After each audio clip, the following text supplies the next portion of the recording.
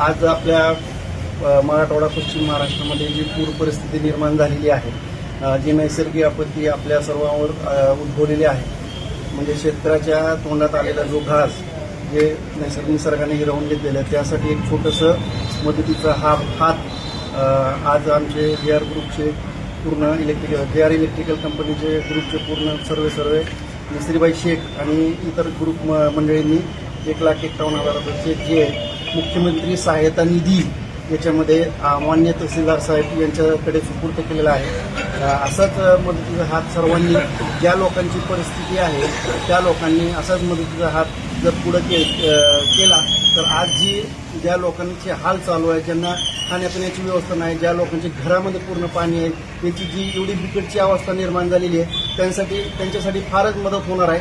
म्हणून मी सर्वांना म्हणजे ज्या लोकांची ऐपत आहे त्या लोकांना आवाहन करतो की त्यांनी मदतीचा हात पुढे घ्यावा आणि अशाच प्रकारे पूरग्रस्तांना मदत करावी आणि